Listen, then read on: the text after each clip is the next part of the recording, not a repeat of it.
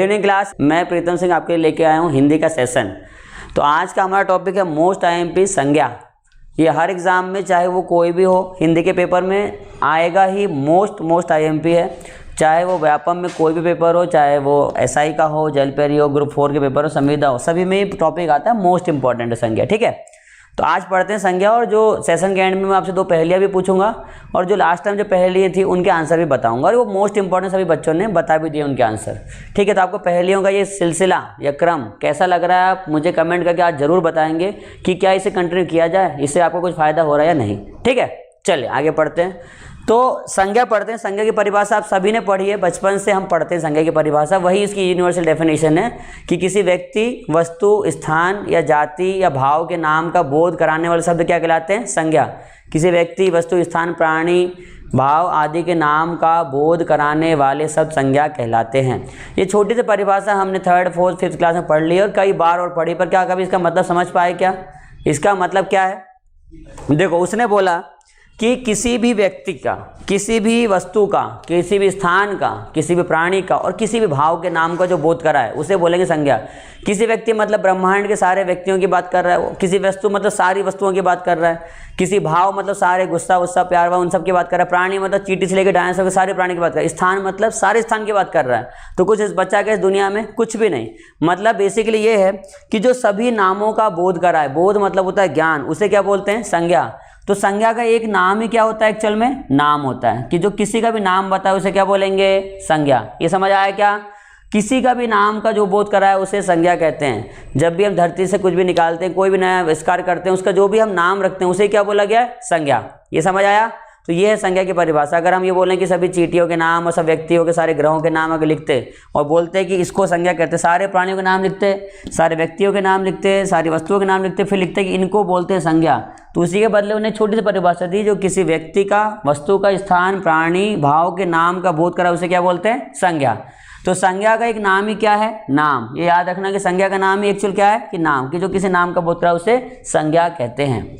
तो एग्जाम में अब क्या क्वेश्चन आता है? एक तो ये परिभाषा आती है जो मैंने बताई, हालांकि कम आती है पर आती है। जहाँ पे 25 नंबर के होते हैं पेपर या 20 नंबर के, वहाँ पर ये क्वेश्चन आता है कि संज्ञा की परिभाषा किसे कहते हैं। साल में 1-2 बार ये क्वेश्चन आ ही जाते हैं। फिर एक मोस्ट इंपॉर्टेंट क्वेश्चन है कि संज्ञा के प्रकार या भेद कितने होते हैं। तो संज्ञा के 2 टाइप का क्वेश्चन आता है। अब देखो, संज्ञा के मुख्य प्रकार होते हैं 3। कितने होते हैं? 3। मैं यहाँ लिख रहा हूँ बोर्ड पर। तो संज्ञा के मुख्य प्रकार 3 होते हैं, ये सबको पता होगा वैसे तो।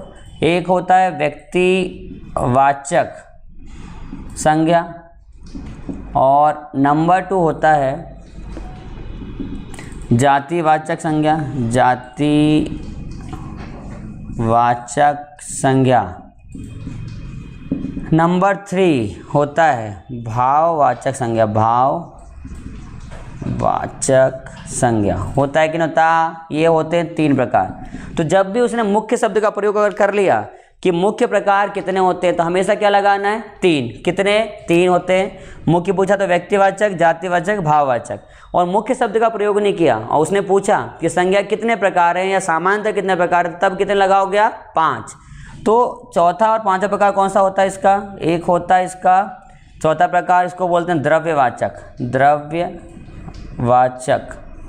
या इसी का नाम है धातुवाचक, धातुवाचक संज्ञा, द्रव्यवाचक या धातुवाचक संज्ञा। और नंबर 5 इसको बोलते हैं बेटा भाववाचक संज्ञा। ये समझ आया क्या? ये समझ आया कि इसको मुख्य संज्ञा में क्यों स्थान नहीं दिया गया? क्योंकि जातिवाचक संज्ञा के ही ये 2 मुख्य उपभेद माने गए हैं। कौन से? द्रव्यवाचक और भाववाचक। इसलिए इनको मुख्य संज्ञा में स्थान नहीं दिया गया, लेकिन सामान्यतः स्थान को दिया गया है क्योंकि अपने आप में बहुत अस्तित्व रखते हैं, स्वतंत्र इनका महत्व है इसलिए। तो जब भी संज्ञा के मुख्य भेद पूछा तो 3, और अगर मुख्य शब्द का यूज नहीं किया उसने क्वेश्चन में, तो कितने लगाओगे? हमेशा 5। तो इनको आप पढ़ेंगे। तो 2 टाइप क्वेश्चन बन गए। एक तो संज्ञा की परिभाषा, संज्ञा के मुख्य भेद होते हैं 3, सामान्यतः कितने होते हैं? 5। अब कैसे क्वेश्चन आते हैं, अब उस टाइप का आगे बढ़ के पढ़ते हैं। तो नंबर 1 पढ़ेंगे व्यक्तिवाचक संज्ञा। ठीक है, मैं इसको रिमूव कर रहा हूँ, फिर लिख लेंगे हम लोग अभी तो आपस में। चलो ठीक है। अब ज़्यादातर क्वेश्चन क्या आते हैं कि संज्ञा दी होती है 4, पूछता है इसमें से व्यक्तिवाचक संज्ञा बताओ, या एक शब्द दिया रहेगा गंगा या नदी या पहाड़ इस टाइप से, या प्रेम, गुस्सा, ऐसा बोलेगा ये कौन सी संज्ञा है। या 4 संज्ञा शब्द दिए रहेंगे, उसमें से व्यक्तिवाचक बताना पड़ेगा या जातिवाचक बताना पड़ेगा। इस टाइप क्वेश्चन आते हैं तो आपको ये पहचानना बनना चाहिए, ठीक है। तो मैं जिस डिटेल में पढ़ाऊंगा उसके बाद कभी आपको जरूरत नहीं पड़ेगी कि कोई और आपको क्वेश्चन या कहीं और से पढ़ना पड़े। देखो, तो नंबर 1 है व्यक्तिवाचक संज्ञा। व्यक्तिवाचक संज्ञा की डेफिनेशन को ध्यान से समझो, मैं ये बता रहा हूँ, ये डेफिनेशन आ भी चुकी है, मोस्ट इंपॉर्टेंट है ये डेफिनेशन, जेल पहरी में आई हुई है। पहली तो बात यह है कि इसको समझो डेफिनेशन क्या है। ऐसा बोला कि जो संज्ञा शब्द किसी विशेष व्यक्ति, विशेष वस्तु, विशेष स्थान, विशेष प्राणी के नाम का बोध कराएं उसे बोलते हैं व्यक्तिवाचक संज्ञा। बोला कि जो संज्ञा शब्द किसी विशेष व्यक्ति, विशेष वस्तु, विशेष प्राणी या विशेष स्थान के नाम का बोध कराए उसे कहते हैं व्यक्तिवाचक संज्ञा। ये समझ आया? तो उसने बोला विशेष शब्द का प्रयोग किया, क्या किया? विशेष व्यक्ति, या इसको बोलते विशेष मतलब होता है स्पेशल। तो बताओ कि कोई भी हमारी लाइफ में या कोई भी विशेष कितना होता है? एक। जब हम बोलते हैं कि आज के विशेष अतिथि आने वाले हैं तो हम क्या सोच रहे हैं कितने लोग आएंगे?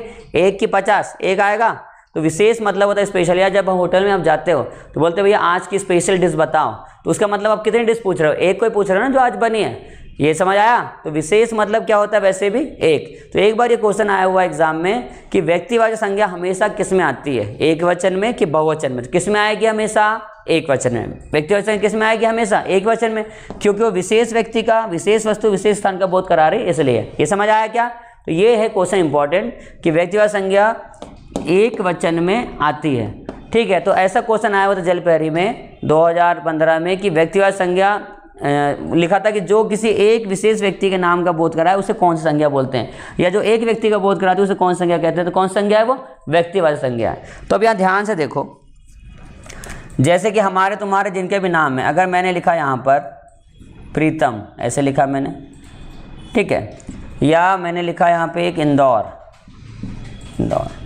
या मैंने लिखा यहाँ पे भारत, यहाँ ध्यान से देखो, हमारे व्यक्तियों के जितने भी व्यक्तियों के नाम इस धरती पे, जितने भी व्यक्तियों के नाम है वो हमेशा क्या होते हैं? व्यक्तिवाचक संज्ञा होते हैं। क्यों होते हैं? क्योंकि देखो ये जो हम व्यक्ति हैं, हम क्या हैं? विशेष हैं। विशेष है कि नहीं? जैसे आप हो, जैसा हर एक इंसान है, वो इस धरती पे एक है केवल। कैसा है वो? एक। दूसरा उसके जैसे दिखने वाला हो सकता है, पर उस व्यक्ति जैसा दूसरा इस ब्रह्मांड में दूसरा नहीं हो सकता। वो उसके जैसे दिख सकता है, लेकिन अगर उसके यहाँ पे हाथ में तेल है तो कि दूसरे व्यक्ति के हाथ में भी होगा क्या? नहीं हो सकता। तो वो व्यक्ति क्या है? इस पूरे ब्रह्मांड में एक है। दूसरी बात ये, हम कहाँ रहते हैं? इस वायुमंडल में रहते हैं। रहते कि नहीं रहते? तो इस पूरे ब्रह्मांड में हमारी पोजीशन है, हमारी स्थिति है इस वायुमंडल में। जैसे मैं यहाँ खड़ा हूँ तो मैं इतनी वायु को हटा के खड़ा हूँ इस एरिया में, तो इतने बड़े ब्रह्मांड में मेरा एक निश्चित स्थान है कि नहीं है?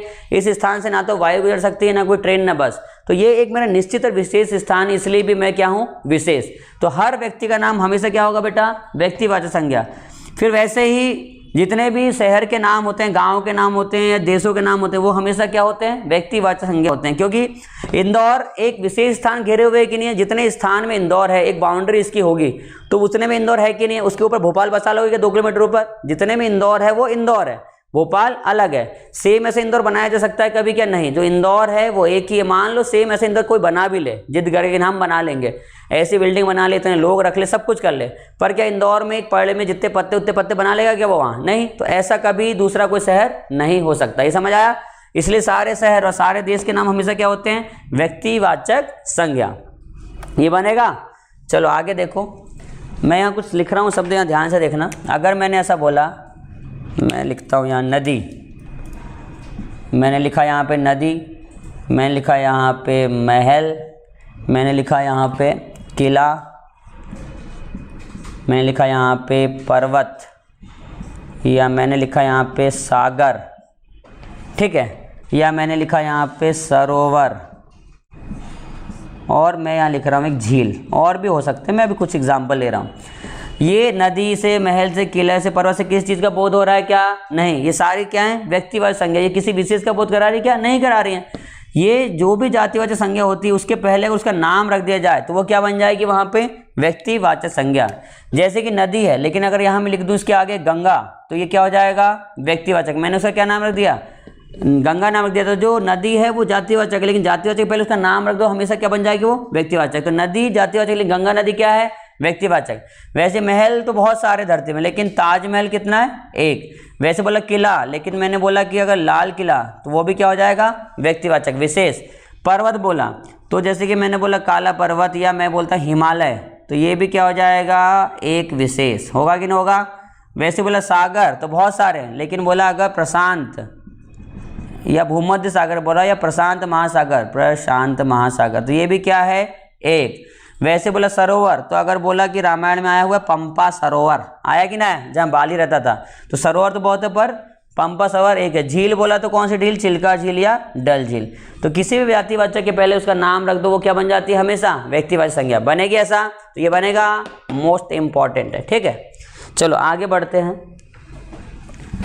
देखो कुछ और ऐसे नोट्स में लिखवा रहा हूँ, आप प्लीज़ इन सबको वीडियो देखने के बाद चाहे उसे दोबारा देखो या फिर उसको नोट जरूर करना। ये जो मैं बता रहा हूँ ये मोस्ट IMP है कि व्यक्तिवाचक संज्ञा और कब कब और कहाँ हो सकती है, ठीक है। जितने भी राष्ट्रीय जातियों के नाम होते हैं, मैंने क्या बोला यहाँ ध्यान से समझना, राष्ट्रीय जातियाँ, जो राष्ट्रीय जातियाँ होती हैं बेटा, ये हमेशा क्या होती हैं, व्यक्तिवाचक संज्ञा होती हैं। अब राष्ट्रीय जातियाँ क्या होती हैं, राष्ट्रीय जातियाँ क्या होती हैं, जो एक तो हमारी होती है जाति, जो हम इसे नॉर्मल प्रयोग करते हैं गांव में या शहर में, ठीक है, हमारी ये जाति है। जब हम किसी गांव से दूसरे गांव जाते हैं तो हम उस गांव का नाम लेते हैं कि मैं भैया इस गांव से आया था या उस गांव से आया था। जब हम शहर से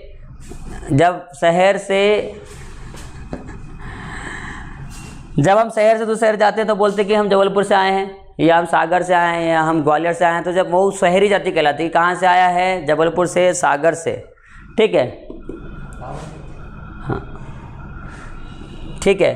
तो वो होती शहरी जाति। अगर आपने प्रदेश चेंज कर लिया तो वहाँ क्या बोलते हैं, प्रादेशिक जातियाँ, कि बोले MP का हूँ, मैं केरला का हूँ, मैं यहाँ का हूँ, तो वो क्या कहलाती है, UP का हूँ, तो वो प्रादेशिक जातियाँ। वैसे अगर आपने देश चेंज कर लिया तो उसको बोलते हैं राष्ट्रीय जातियाँ। देश चेंज कर लिया तो आप क्या बोलोगे, अगर मान लो आप USA चले गए या फिर आप अफ्रीका चले गए तो वहाँ पे आप क्या बोलोगे कि भैया मैं क्या हूँ, भारतीय हूँ, या मैं अमेरिकी हूँ, या मैं चीनी हूँ, ये सब बोलेंगे।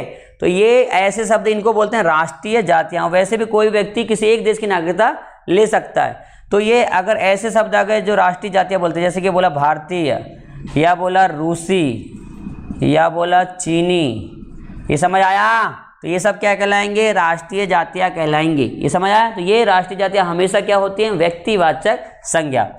फिर अगर जितने भी नदियों के नाम, पर्वतों के नाम, झीलों के नाम, सागर के नाम, पहाड़ों का नाम, सभी व्यक्तियों के नाम, सभी गाँवों के नाम, ये हमेशा व्यक्तिवाचक संज्ञा ही होते हैं। जितने भी जलप्रपात के नाम है वो भी सब क्या होंगे, व्यक्तिवाचक संज्ञा होंगे। फिर विशेष अगर कुछ और बात करें तो सभी त्योहारों के नाम और सभी उत्सवों के नाम हमेशा होते हैं व्यक्तिवाचक संज्ञा। त्योहारों में अगर मैंने बोला दीपावली तो ये क्या होगी, हमेशा व्यक्तिवाचक। और जैसे बोला होली तो ये क्या होंगी, सब व्यक्तिवाचक संज्ञा होंगी। सभी उत्सव वो भी व्यक्तिवाचक होंगे। जैसे कि बोला गणेश उत्सव अभी आने वाला है, गणेश उत्सव, तो ये त्योहारों के नाम सभी और सभी उत्सवों के नाम हमेशा क्या होते हैं, व्यक्तिवाचक संज्ञा होते हैं। ये समझ आया। चलिए जरा इसको मैं रिमूव कर रहा हूँ थोड़ा सा, फिर देखते हैं आगे।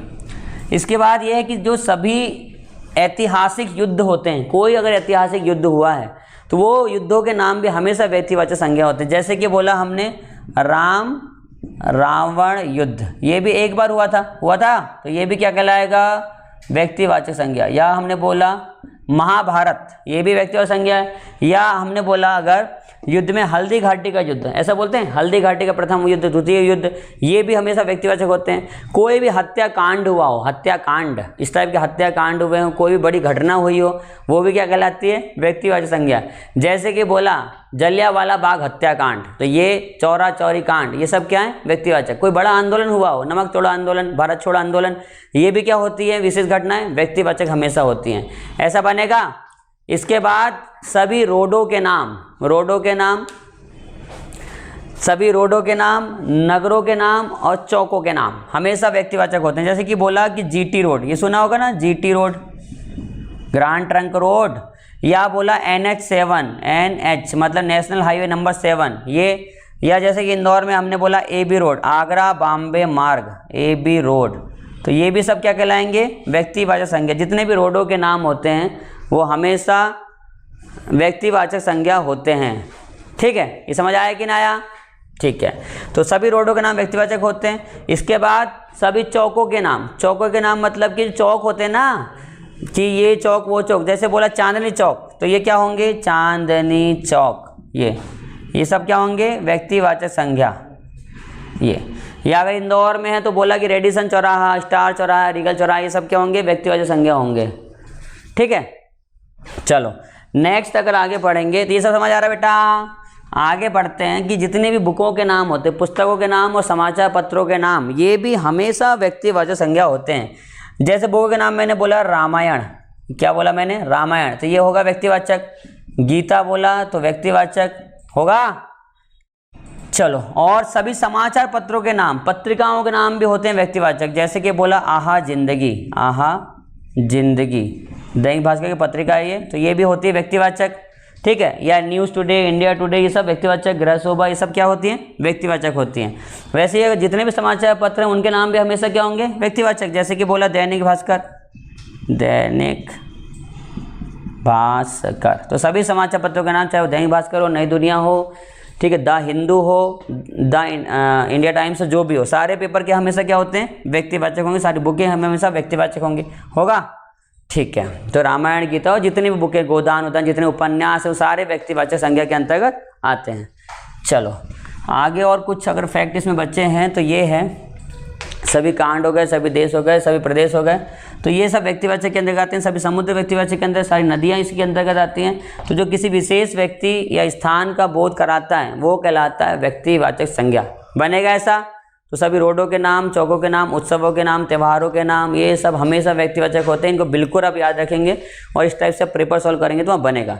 पेपर में कैसा आता है, 4 ऑप्शन पूछेगा। जैसे कि लिखा रहेगा कि बोला, जैसे कि एक लिखा रहेगा नदी, अगर ऑप्शन ए दिया है, ऑप्शन बी में लिखेगा गंगा, ये गंगा नदी ऐसे लिख दिया मैंने, ऑप्शन बी। ऑप्शन सी लिखा रहेगा प्रेम, ऑप्शन सी है, और ऑप्शन डी लिखा रहेगा, जैसे कि मैंने बोल दिया यहाँ पे गेहूँ, जैसे पूछेगा निम्न में से व्यक्तिवाचक संज्ञा बताइए। तो नदी हमको पता है किसी विशेष का बोध नहीं कराती, ठीक है। प्रेम किसी भाव का बोध कराता है, गेहूँ भी जातिवाचक होगी या जो होगी, लेकिन क्या गंगा नदी है, तो गंगा नदी क्या कहलाएगी, व्यक्तिवाचक संज्ञा। इसमें से बहुत क्वेश्चन आते हैं हमेशा पहचानने के लिए, तो आप ये सॉल्व जरूर करेंगे, बनेगा ऐसा।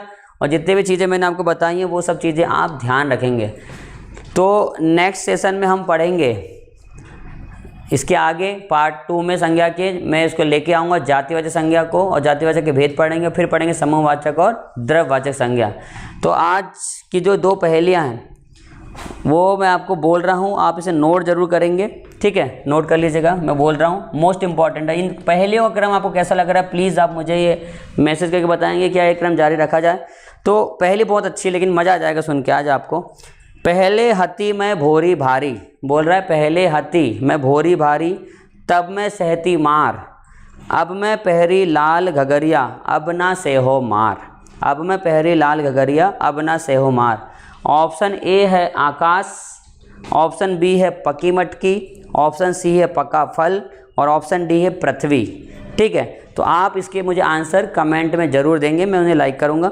पहले नंबर 2 है गाय चलती जाए दूध पड़ तो जाए, गाय चलती जाए दूध पड़ तो जाए। ऑप्शन ए है आरी, आरी मतलब होता है ना लकड़ी काटने की, ऑप्शन ए आरी, ऑप्शन बी मक्खन, ऑप्शन सी चक्की, और ऑप्शन डी मथानी।